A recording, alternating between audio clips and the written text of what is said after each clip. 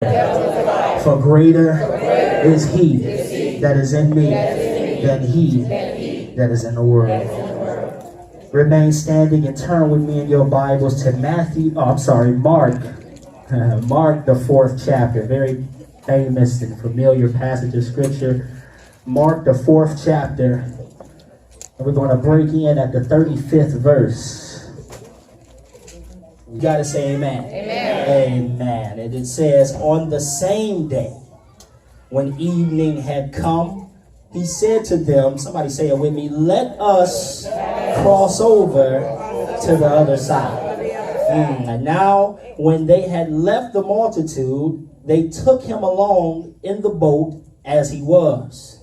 And other little boats were also with him. And a great windstorm arose, and the waves beat into the boat, so that it was already filling. Verse 38 says, but he was in the stern, asleep on a pillow. And they awoke him and said to him, Teacher, do you not care that we are perishing? 39 says, then he arose and rebuked the wind and the sea, and to the sea, peace, be still.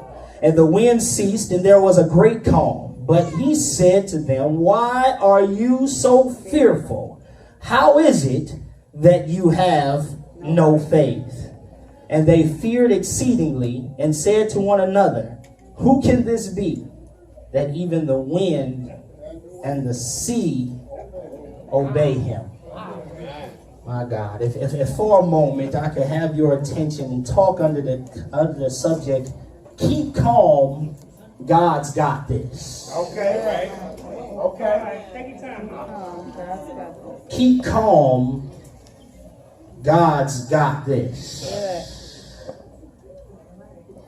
Saints, as I was saying beforehand, as I was listening to the songs of the praise and worship team and watching the reactions and activities of you guys to the presence of God, I sense that there are some storms going on in the lives of some of you. There are some storms, there is some tornadic activity that's happening in your life. And you are in the midst of a boat being filled by the ocean's wet waters, but keep calm because God's got this.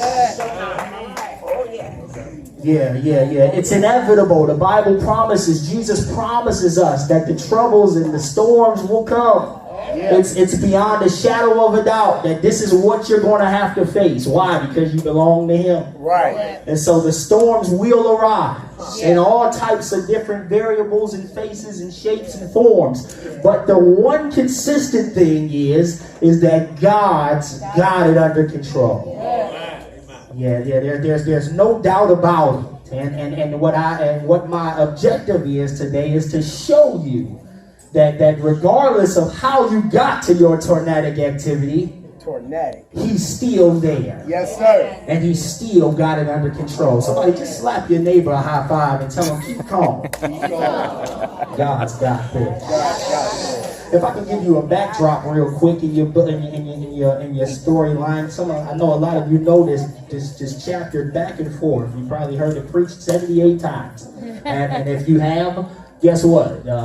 Appreciate the reminder. Amen. But we see, you can even go back as far as chapter 3 of Mark and see that Jesus has preached to the multitudes for quite some time now. In chapter 2, he had made his way to Capernaum. He had been in a synagogue. The multitudes were so great that he had to come take it out of the synagogue and go outside. And he went down to the Sea of Galilee and began to teach. And yet and still there was still a great multitude, so many so that he had to get a boat and go and stand out in the ocean, in the sea rather, and teach the people. No PA, no microphone, just him, one boat by himself. He did it, and he talked to people, but Jesus had come to a point where we see his humanity here. He had gotten to a point where, guess what, apostles, I'm tired. I'm tired and I need to get away from just the crowd. I need to rest. I need to rest. But we see that Jesus had been teaching in the form of parables. He had taught about the parable of the sower. You guys know that parable, and he taught about the parable of the mustard seed, and Jesus was focusing on faith, and what he decided to do was further the lesson. Yeah. Okay. Yeah, he decided to further the lesson and tell the disciples, "Hey, let's go over to the other side." But I want you to know something. I want you to know something that it isn't enough, saints of God, for us to merely learn a lesson or to be able to repeat that which we're taught. No, you got to be able to live this thing out. You got to be able to live this thing out. We got to be able to practice the lesson by faith, which is one of the reasons why God permits the storms to come in our life. Sir. One of the reasons. We get some of these storms in our lives so that we can practice that which we've been being taught. You see, a lot of us cookie cut this relationship we have with Christ, and we get our good feeling from Pastor Judah on a Sunday morning, and then we are able to tell our friends, God, guess what, man? God had his way. Pastor Judah talked out of Joseph, and whoop, whoop, whoop, and then you get to work, and you forgot everything that Pastor Judah said. But you was able to tell, you was able to repeat, you wasn't able to live. Right. All right. And so the moment that the storm comes up, I forgot what to apply. I don't even know. Right. I don't know what to apply. I don't know what to pull from. I don't know. It's because you're starving yourself thinking that Sunday morning is enough. You're starving yourself thinking that Wednesday afternoon is enough. Right. What about your personal time? Yeah. What about your private time with Christ that will feed the situations a little bit better? But let's get into it. Look. I want to go ahead real quick and get into my first point. Verse 35 and 36 says that in the same day, the same day that he was teaching all of the people, when evening had come, he said to them, "Let us cross over to the other side." He told them, "Let us cross over to the other side." My first point that I want to hit right now is that Jesus shows. Okay. Jesus shows. SHOWS. Jesus shows us where we're going. I want you to understand something. Wherever you find yourself at in your life right now, with the turmoil, even if your avenue is calm and peaceful right now, it was a place that God showed you to go to. He showed you to go there. But, can I give you the bonus? He doesn't just show you, he shows you with promise. Good. He shows you with promise.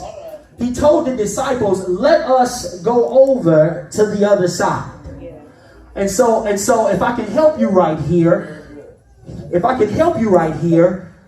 regardless of where you're going to get there because he told you you was. I hear you. Right. I hear you. It's promise behind him showing you where you're going. Right. Yet you might get some lumps and bumps along the way. Is to be expected. Right. But the point of the matter is you're going to get there because he said so. Right. Unfortunately, the disciples didn't recognize this. As they got on the boat and the things got to getting a little shifty, they lost control. Right. But I'm getting ahead of myself. But look. It goes to show not only that he promises that you're going to get there, but it also shows that he knows what's going to come. Now, can I give you a geography lesson?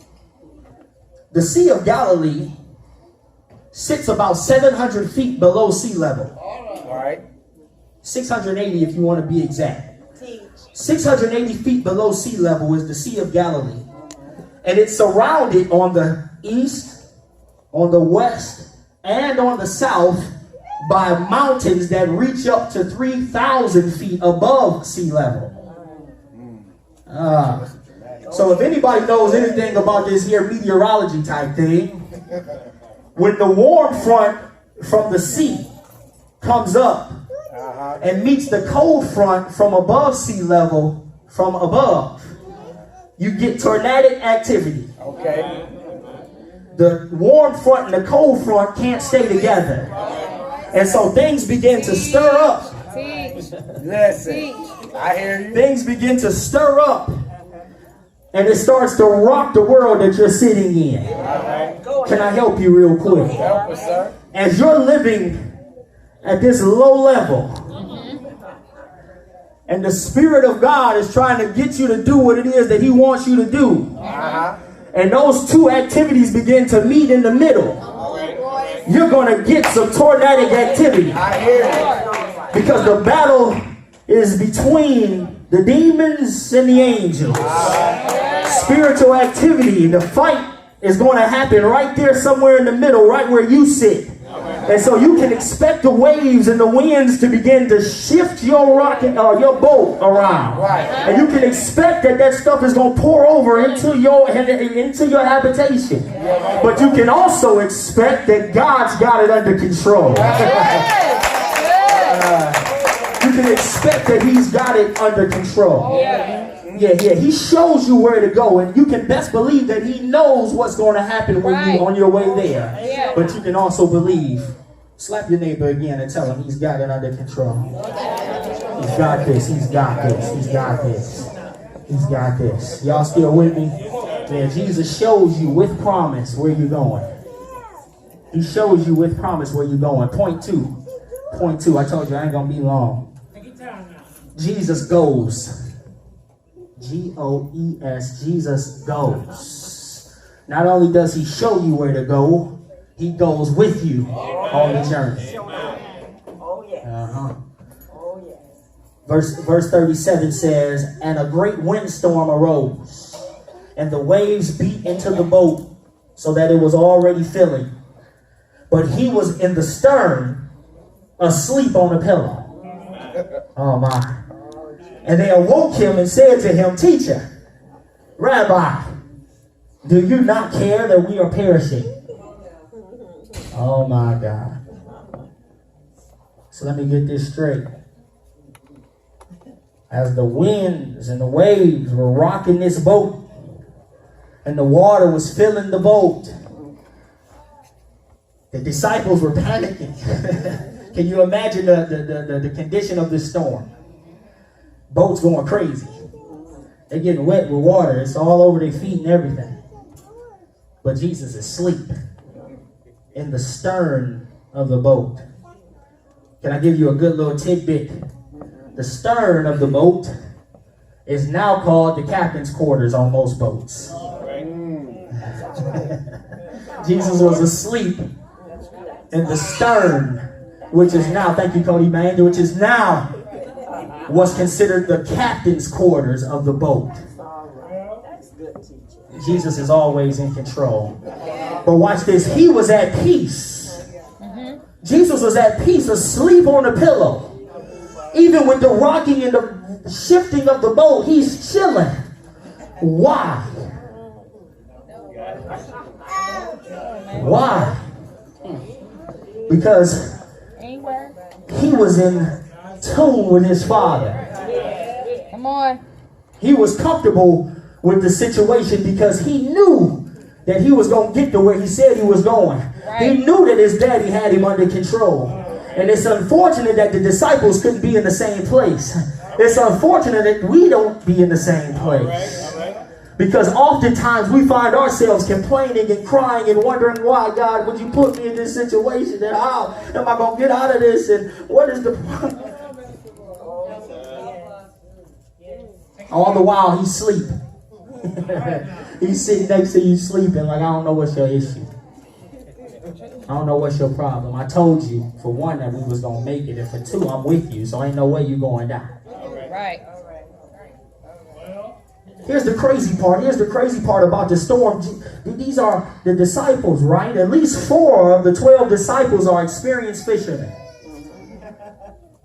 But not only are they experienced fishermen, but they're experienced fishermen on the Sea of Galilee, which was one of the biggest seas for fishing in the time. Right. This wasn't new to them. They've been in these storms. They've known, even to this day, ladies and gentlemen, the Sea of Galilee has these sudden storms. They knew all about it. Why in this moment did they not recognize and realize that the storm was coming and that they had Jesus with them?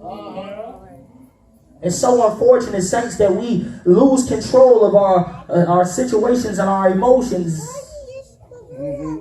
All of a sudden, Right. totally forget who's with us, totally forget who promised us to get there. Right.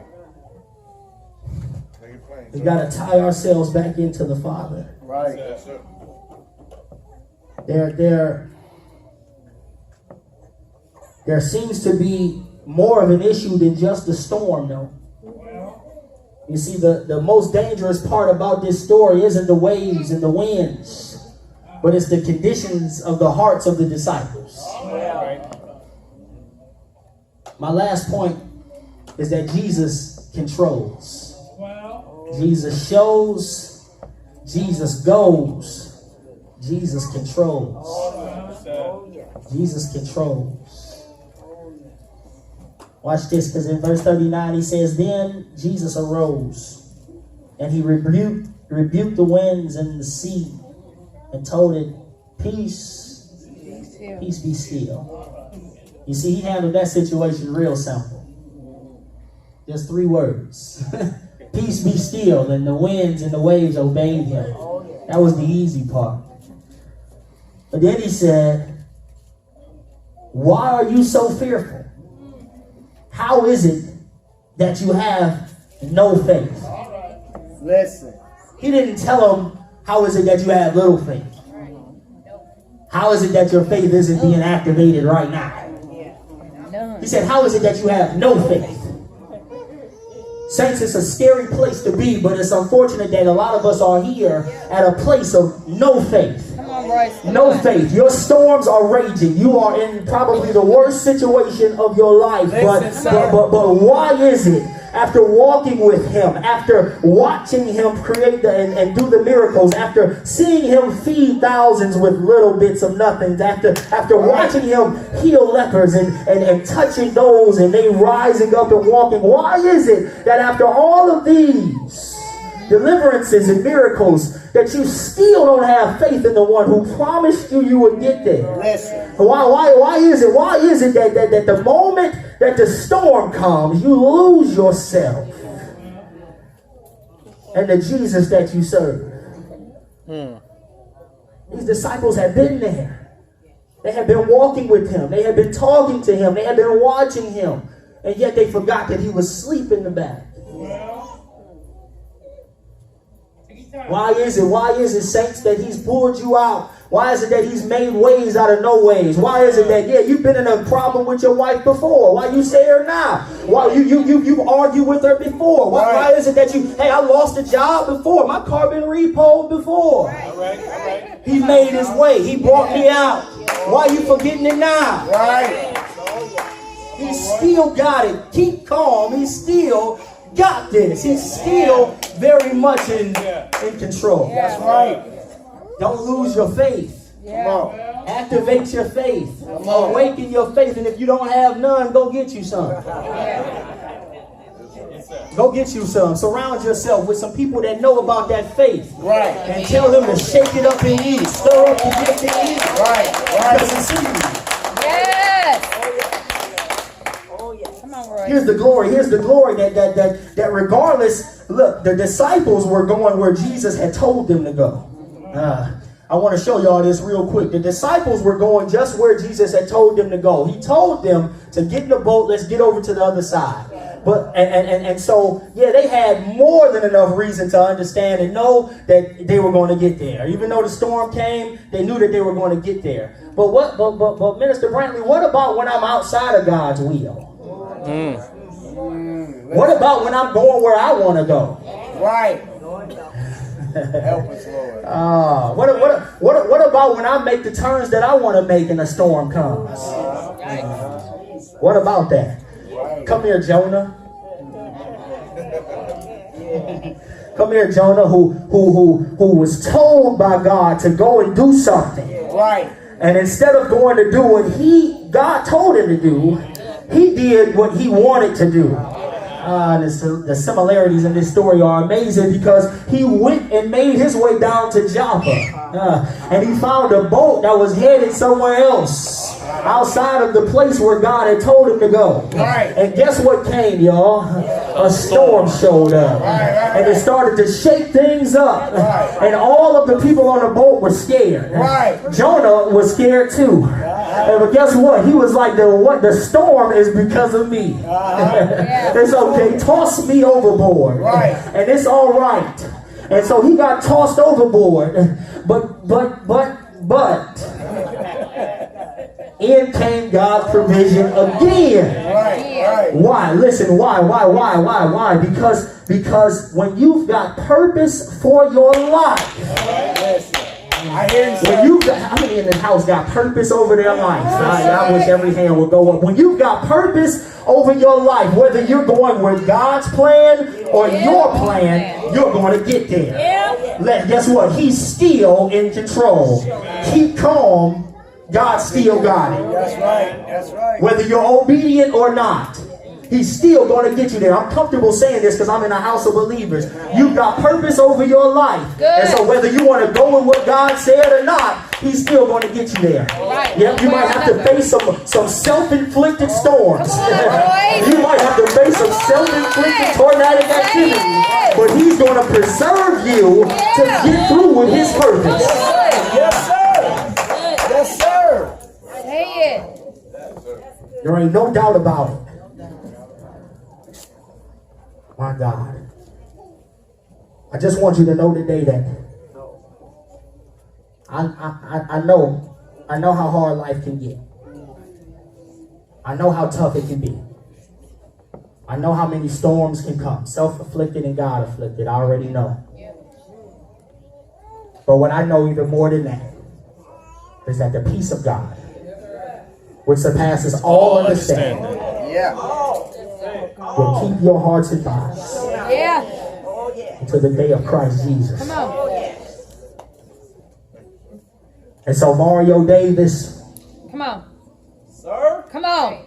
I speak to your situation. Come on. Yes. I speak to your life. I speak to your storm. Thank you, Jesus. And I tell you to keep calm. Yes. God got this. Come on. I saw my brother Terry Dancy in the house. I don't even know where he went. But I speak to your situation. And I tell you to keep calm. God's got this. My brother Dante. Yeah, that's right. I speak to you, bruh. That's right. Keep calm. That's right. God's got this. Stephanie Samuels. Yeah. Keep calm. Yeah. God's got this. Amber Tucker. Yeah. Keep calm. That's it. God's got this. Pastor Judah, First Lady Tiffany. Keep calm. God's got it under control. Hallelujah. I don't care how hard the rain is falling. I don't care how tall the waves can be. That's right. He's in the stern of your boat. That's right. He's asleep. He's asleep because he wants rest. But he ain't asleep to your situation. Yeah. He's known what it was going to be from the moment that he told you to go. Yeah. Keep calm. Keep calm. God's got this. Come on.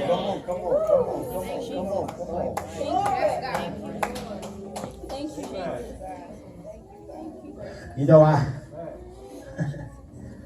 was listening to, once again, that song today.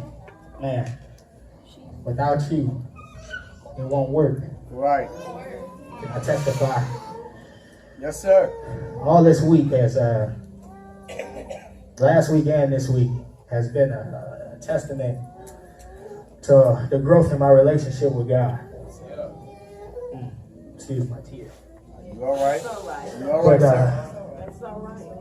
sir? it was one morning, if I can be very transparent with you guys, that my wife had gone to work and I had dropped the kids off and I had made my way to work, and no quicker than I could get to my locker to start to gather my stuff that I carry with me at the job, my wife called me And she had some issues. She had just got to work, and unfortunately, as a nurse, those nurses or those who worked in the medical field know that it's a very inconsistent job. And she's used to working on one floor where she finds comfort and peace at, but when she got to the job, they had told her that she needed to go to another floor, a floor that she can't stand, that's very stressful, very tough on her. And she called me crying, and she said that I'm I'm ready to walk out of here. I'm ready to go. And me being in my flesh, I told you I'm about to be very transparent. Me being in my flesh and very carnal minded and money hungry, I was ready to tell her, you better not go nowhere. Because we need every dime that you're going to make in this 8-hour stretch. We need it, and so you can't go. And you better not go. Toughen up, suck it up, go get it done. Yeah. That's what my flesh wanted to say. But as my flesh was bubbling up, saints, God said, pray for her. Yes, sir. Yes, sir. He said, pray for her. And as God is my witness, I wanted to fight him. I wanted to wrestle with him like Jacob. I said, I'm about to tell her she gotta toughen it up. I hear you, God, but I gotta toughen up. First of all, I want to thank God for him allowing me to hear him. But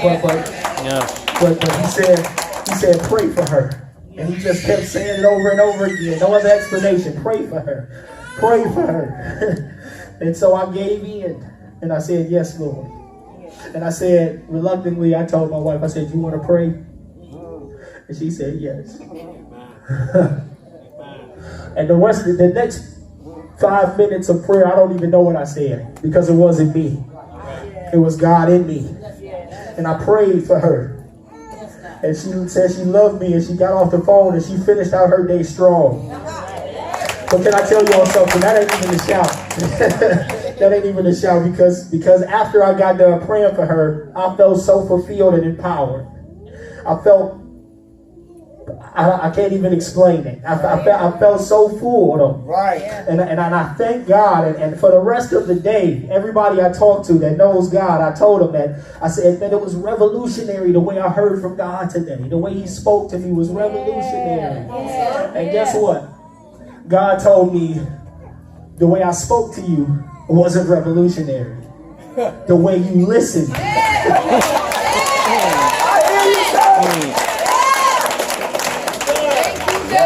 The way you obeyed me was revolutionary.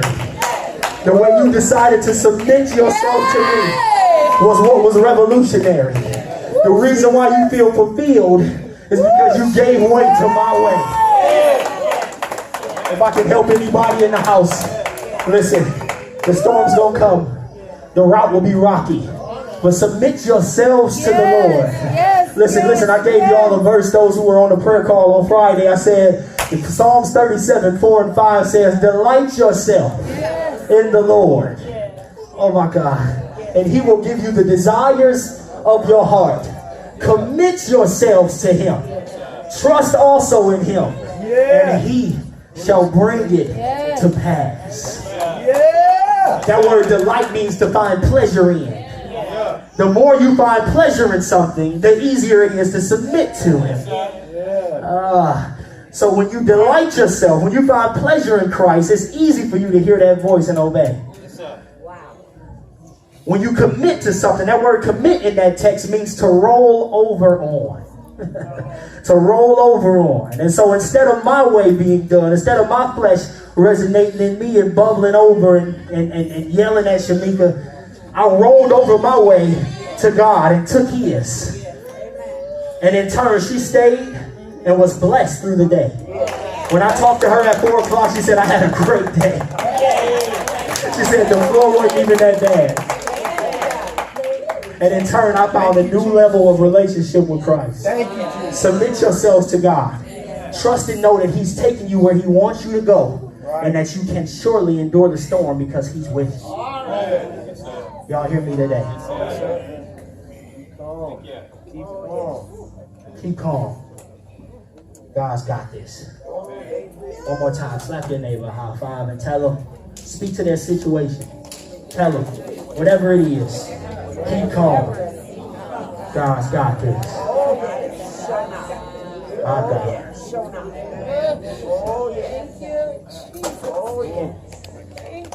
We all stand on our feet. There may be one in the house. Maybe this word spoke to you in your situation. Maybe you realizing that the storm, the tornadic winds and waves is heavy. You thought you was going to get tossed overboard. You thought you was going to get flooded out. But today you realize that Jesus is in the captain's quarters. And he's got you. He's got this under control. Maybe you feel like you backslid in that time of storm and started to rebuke Christ. To be honest, sometimes it gets that heavy for you, where you start doubting him and getting mad at him. And all he's trying to do is get you to where he wants you to be.